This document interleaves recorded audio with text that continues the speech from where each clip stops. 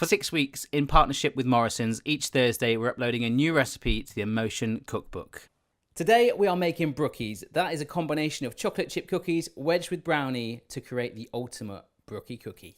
Hello everyone, welcome to My Emotion Kitchen, brought to you by Morrison's Emotion Cookbook. There's full information on that in the description down below with links to other recipes involving today's emotion, comfort. Oh my gosh, Sunday nights, I like nothing better than sitting down with a good old bowl of cookies, but we're going to take cookies up a notch by making Brookies, combination of brownies and cookies. Boom, you're going to love it. So if you want to have a go at making these gorgeous Brookies, hit pause on the video now, write down these ingredients and get in that kitchen.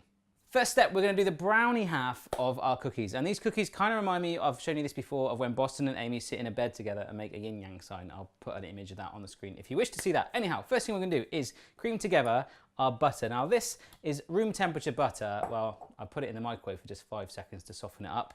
Some light brown sugar and some granulated sugar as well, okay? The great thing about this recipe is the other half of the cookies is very similar, but I'll come on to that in just a bit. Bring in our whisk, and I'm just gonna start it off lightly, and we're gonna like mix together the sugars with the butter. Do it at quite a steady speed. In fact, if you wanna use a hand whisk, that's fine. You just don't want it going everywhere. Your wife will kill you. So all we're looking to do is get it nice and creamy. So it's nearly there now. It needs a good couple of minutes whisking. So this is basically an egg that's been cracked and also 1 extra egg yolk to help stiffen it. So we just drop that in. Bloop, bloop. Drop of vanilla extract, about a teaspoon. That's all the wet in there. See that real nice change in texture now? It's all well combined. We'll take that off and all the dry ingredients go in together. So I don't tend to sieve this. You can if you like. If it was a cake, I probably would for more airtime. But this is plain flour, cocoa powder. This is a teaspoon of bicarbonate of soda, and just a pinch of salt. It might sound weird, but adding salt really does increase the flavor. And now gently whisk that together. Take your time with it. All right, there we go. It's quite a butch dough, but that's good because we want to handle it. Now we have to make the cookie side, which has got chocolate chips in it, which is basically the same steps, except you add a little bit more flour, omit the cocoa, and add in gorgeous chocolate chips.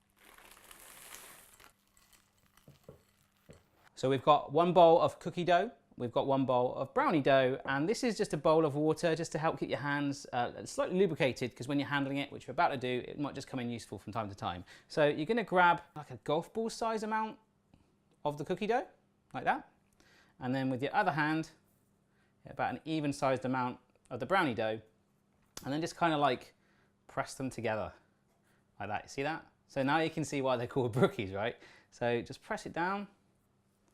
Make sure you've got like roughly even size amounts. This one's feeling a little bit more brownie-ish. So just push it around there. Kind of encourage it to get into like a cookie shape, but still a little higher. And then just stick it on a lined baking tray like that. So I'm gonna repeat that over and over. You can see the reference to the pugs now, right? All right, just placing down my 6th one. I'm spreading them quite well apart on this tray because of the bicarb soda on there. No one likes a cookie where it hits the top corner of the tray, right? And you get the right angle. So these are gonna go in the oven now only for about 8 to 10 minutes. You wanna get them still soft. Do not overbake them. Temperature's on the screen right now, gas mark 4 or equivalent. Let's go. They have just come out of the oven, folks. I hope you'll agree, they're looking amazing. Look how big they have gone. They've kept that shape and design. What you're looking for is a few little cracks just starting to appear there. Do not overbake it, otherwise it'll be like, about 8 minutes is all you need. We're just gonna let them stand there, cool, for a couple of minutes to room temperature, and then we'll transfer them to our wire rack. Leave them on the wire rack now to cool down. This is actually gonna help them firm up a teeny bit as well, but they do taste nice, just still slightly warm from the oven. Once they're at that stage, we can plate them up and have a taste.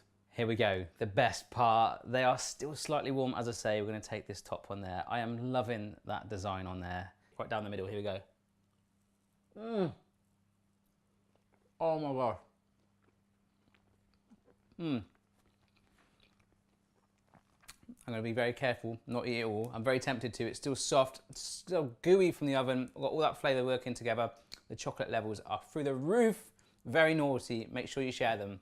There we are then, folks, my recipe for Brookies, proper comfort food on a plate. And I want to know what your favorite comfort food is too. It could be something savory. In the comments below, please let me know what that recipe is and why it's a comfort food for you. You could win a copy of my book and some Morrison's vouchers. As this is the last recipe in the playlist, I'll announce the winner on my Twitter. In the description down below, there's a link to the Morrison's Emotion Cookbook. So check that out for more recipe inspiration, particularly around comfort food, but please give these a go they're stonking.